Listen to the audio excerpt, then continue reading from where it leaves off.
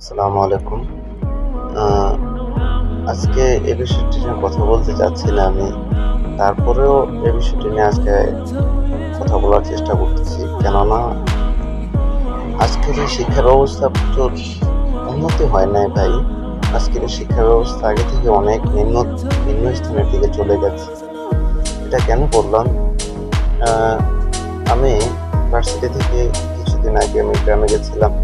গ্রামে যাওয়ার পরে আমার ছোট ভাইয়ের সাথে দেখা। তখন আমার ছোট ভাই খেলাধুলা করতেছে, প্রাইভেটও পড়তেছে, স্কুলেও যাচ্ছে। সবকিছু পারফেক্টলি হচ্ছে। এখন তার এই সবকিছু পারফেক্টলি হওয়া সত্ত্বেও আমি যখন সেখানে গেলাম তখন আমি তার আ টেবিলের দিকে তাকে আমি জিজ্ঞাসা করলাম যে, "তুই তো আমি আসার পরে একটু দেখলাম না যে পড়ছিস।" তখন বলতে চাইছে যে, "তুই এক কাজ কর ইংলিশ বইটা নে।" ইংলিশ বইটা নিয়ে ওর আমি উপরের নামটা পড়তে বললাম জাস্ট। অয় ইংলিশ ওই ক্লাস 9 এ পড়ে। ক্লাস 9 এ পড়ে এখন পর্যন্ত ইংলিশ বইটার নাম জানে না। আর হলো ইংলিশ বইটার উপরে নাম লেখা আছে সুন্দরভাবে, তারপরেও সে সেটার নামটা দেখে পড়তে পারতেছে না। তো এখন আমার কথা হলো যে এটা যে সে ক্লাস 9 এ পড়তেছে তারপরেও সে ওরকম কোনো রেসপন্সিবিলিটি নাই যে সে কিভাবে ইংলিশ পড়বে। এখন আমার কথা হলো সে যদি ইংলিশ পড়তেই না পারে তাহলে তাকে কেন প্রাইভেটে দেওয়া হয়েছে? এখন সে প্রাইভেটও পড়তেছে, স্কুলেও পড়তেছে, ক্লাস 9 এ পড়ে। এর মানে তো সে যথেষ্ট পরিমাণ ম্যাচিউর। এখন সে প্লাস সমস্যা এটা ফেস করতেছে যে সে কি স্কুলে বা প্রাইভেটে এগুলা কি সঠিকভাবে সে পড়তেছে? এখন যদি এগুলোতে পড়াশোনা করেই থাকে তাহলে সে কেন এতটুকু ছোট একটা প্রশ্নের অ্যান্সার দিতে পারতেছে না? তাকে আমি জিজ্ঞেস করলাম যে ওখানে কি লেখা আছে? সেখানে লেখা আছে রিভাইজ। আমি তাকে জিজ্ঞেস করলাম রিভাইজ শব্দের অর্থ কি? বা এই শব্দটা এখানে কেন দিয়েছে? সে এটার পরিপ্রেক্ষিতে সে কিছুই বলবে না আমাকে। সে শুধু চুপ করেছিল। তখন আমি তাকে জিজ্ঞাসা করলাম যে, "এই পড়াশোনা এজন্য করে মানুষ কোনো নতুন কিছু শিখার জন্য। পড়াশোনা এজন্য করে নিজের জীবনটাকে উন্নতির দিকে নিয়ে যাওয়ার জন্য। পড়াশোনা এজন্য করে না যে হ্যাঁ, আমি পড়াশোনা করে যদি আমি পড়াশোনা করে আমি অনেক টাকা ইনকাম করবো। পড়াশোনা করে আমি ভালো একটা জায়গার পরিবর্তে আমি যেইসব জায়গায় খারাপ দৃষ্টি আছে সেই দিক দিয়ে আমি যাবো। পড়াশোনাও করবো আবার অন্যের দিকগুলোও দেখবো। না ভাই, এটা না। এখন আমার কথা হলো যে পরে যখন আমি জিজ্ঞেস করলাম যে রিভাইজ শব্দের অর্থ কি বা আমাকে অ্যান্সার দিতে পারল না। এখন আমার কথা হলো এটা যে যখন আমার এখনো স্পষ্ট মনে আছে যখন আমি স্কুলে পড়াশোনা করি ক্লাস 6 এ তখন আমাদের একটা ম্যাম ছিল। আর ওই ম্যাম আমাদেরকে ইংলিশ পড়াইতো।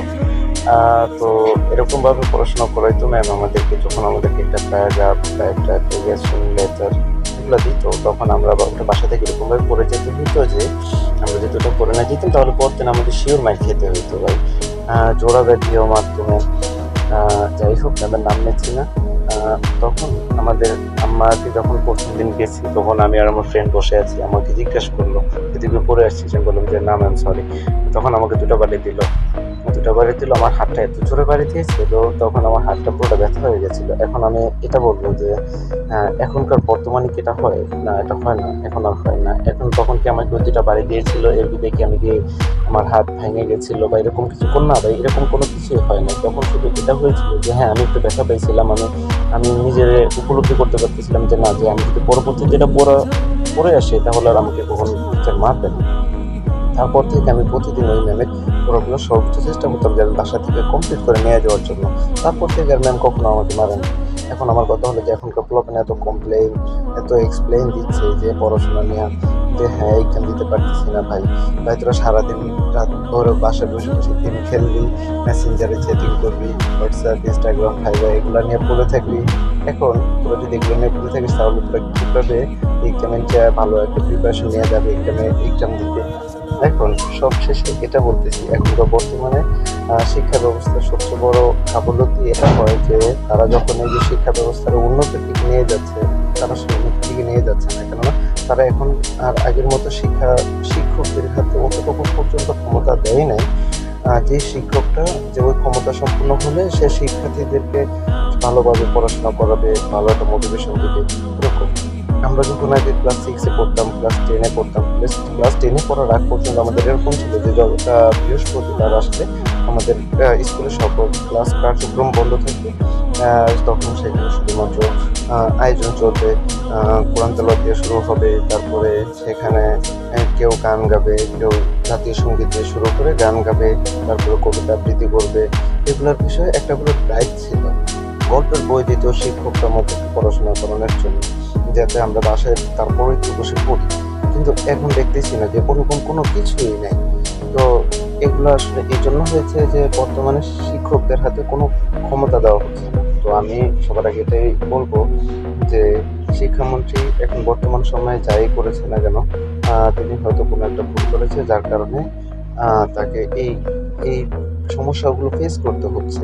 তিনি ভুল এটাই করেছিল যে ভাই, এখন বর্তমানে এই বন্যার পরিপ্রেক্ষিতে যেহেতু অনেক সমস্যা হচ্ছে, আপনি এক্সামটা কিছুদিন পিছান। আপনি বলতেই পারতেন নর্মালি যে হ্যাঁ, আপনি যদি এটা বলতেন কেউ মানে অস্বীকার করতো না যে হ্যাঁ স্যার এটা বলছে। আপনি যদি এটা বলতেন যে তোমরা এখন এই এক্সামটা ঠিক করে দাও, তার পরবর্তীতে আমরা এটার বিষয়ে ভালো একটা উদ্যোগ নিয়ে রাখবো যে হ্যাঁ, তার পরবর্তীতে যদি বৃষ্টি হয় বা পানি একটু বেশি হয়ে যায় তাহলে আমাদের এক্সাম বন্ধ থাকবে। এখন তিনি এগুলা না বলে তিনি স্টুডেন্টদেরকে খেপিয়ে দিয়েছেন। ভাই, স্টুডেন্টদের খেপানো এটা এটা ঠিক ছিল না। কেননা স্টুডেন্টদেরকে যখন খেপানো হয় তখন স্টুডেন্টরা যেমন যারা ইউনিভার্সিটিতে পড়ে বা যারা কাজ করে বা যারা অসুস্থ থাকে, যখন রাস্তা দিয়ে যায় কোথাও, এখন যদি রাস্তাটা বন্ধ করে দেওয়া হয় তাহলে সেখানে কী করা যাবে? সেখানে ওরকম কিছুই করা যাবে না। যেহেতু আমি আমি এই 14 জুলাই 2026 আমি ভার্সিটি থেকে বাসায় আসার সময় তার মধ্যে 32 থেকে আমি বাসে উঠলাম। এয়ারপোর্টের অনেকটা আগে আমাকে নামিয়ে দিয়েছিল। এখন যখন আমাকে সেখানে নামিয়ে দেয় তখন আমি এলিভেটেড থেকে হেঁটে হেঁটে আমি আর আমার ফ্রেন্ড কলেজ গেট প্রথম উত্তরে আসে আমার ফ্রেন্ড চলে যায়। তারপর আমি সেখান থেকে একটা বাসও পাই না, কোনো গাড়িও ছিল না। আমি সেখান থেকে হাঁটতে হাঁটতে আমি সেখান থেকে চলে আসলাম এই যে এটা টঙ্গী কলেজ, সরকারি কলেজ। তারপরে সেখান থেকে আসে মোটামুটি পরিবেশটা নিবিড় ছিল, তাই আমি গাড়ি নিয়ে চলে আসতে পারছি। এখন এই যে তখন আমি এলিভেটর উপরে দেখলাম অনেকগুলো অ্যাম্বুলেন্স দাঁড়িয়ে আছে। আবার অনেকে এটাও বলতেছে যে দেখো, তোমাদের সমস্যা আমরা বুঝতে পারতেছি, কিন্তু আমাদেরও তো লোক অসুস্থ, কিন্তু আমাদেরকে দিতে দাও। তখন স্টুডেন্টরা বলতেছে যে এটা কিভাবে হবে। এখন ভাই, তোমরা আন্দোলন করো, যে কোনো জিনিসের নিয়ে আন্দোলন করো, সমস্যা নেই, কিন্তু তোমরা রাস্তা কেন আটকে? তোমরা এই রাস্তায় একটা মানুষদেরকে হয়রানি ছাড়া কিছুই করতেছো না। এখন আমিও স্টুডেন্ট, আমিও চাইলে পারি এটা এরকম একটা উদ্যোগ নিতে যে হ্যাঁ, কেন আজকে এটা কেন করা হয়েছিল। কিন্তু এই যে আমরা বাংলাদেশের মানুষ, বাংলাদেশের সবার আগে তুমি একটা এক্সাম না দিলে তুমি মরে যাবা না। কিন্তু একটা কথা আছে যে একটা এক্সামের জন্য তোমার আবার 2 বছর কষ্ট করে পড়াশোনা করতে হবে। এই এগুলা একটু তুমি যখন ফেস করবা তখন তুমি আরেকটা জিনিস ভাববা যে আসলে পড়াশোনা আমরা কেন করি।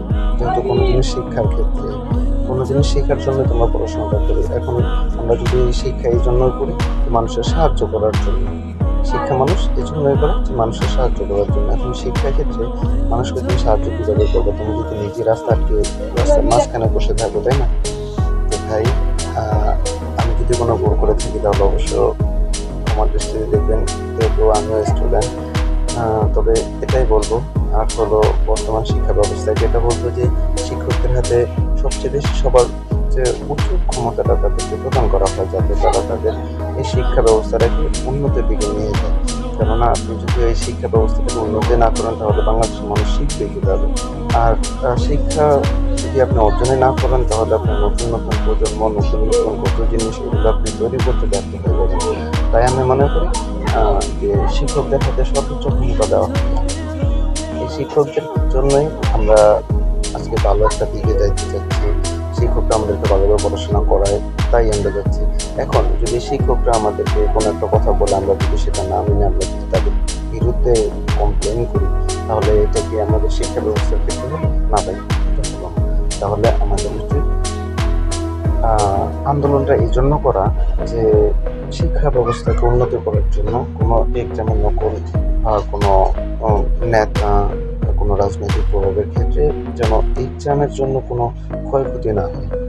এখন এক্সামের রাজনৈতিক প্রভাবের কারণে অনেকে আজকে দেখলাম বলতেছি যে রাজনৈতিকভাবে এমসিকিউ দিয়ে আসতো ক্লাস 10-এ এক্সামের সময়। এখন ভাই, এটা শুধুমাত্র একটা গুজব ছিল না, এটা আগেরকার সময় হতো, কিন্তু এখন যে বর্তমান সময় হয়েছে এখন আর সেটা হচ্ছে না। এখন এই জন্যই কি স্টুডেন্টরা এগুলো করতেছে না? আমার মতে এটা করা উচিত স্টুডেন্টদের হাতে ক্ষমতা 0% রেখে, স্টুডেন্টদের হাতে ক্ষমতা 0% রেখে শিক্ষকদের হাতে ক্ষমতা 100% করে দেওয়া উচিত, যাতে শিক্ষকরা তাদের সঠিক শিক্ষা স্টুডেন্টদেরকে, ছাত্রছাত্রীদেরকে দান করতে পারে। কেননা এই শিক্ষাদানের ক্ষেত্রে স্টুডেন্টরা তাদের ভবিষ্যৎ নির্ভর করে যে হ্যাঁ তারা এই ছেলেটা কোন দিকে যাচ্ছে, ছেলেটাকে এখন ভালো দিকে পড়াশোনা করতেছে কিনা, এগুলো ম্যাটার করে ভাই। তো প্লিজ আপনারা কেউ অন্য বা কোনো প্রকার খারাপ কিছু ভাববেন না। আমি এটা জাস্ট এই জন্য বললাম যেন বাংলাদেশের শিক্ষা ব্যবস্থাটা যদি উন্নতি হয় তাহলে আমাদের দেশের জন্য উন্নতি হবে। আমাদের দেশের ছাত্রছাত্রীরা, দেশের মানুষ, দেশের জনগণ সবাই একটি ভালো পর্যায়ে যেতে পারবে, যাতে করে বাংলাদেশ একটি উন্নয়নশীল দেশ